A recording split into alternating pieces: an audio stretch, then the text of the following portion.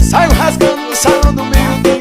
e de repente se ouvi um cochichado no agarrado, vem dizer assim: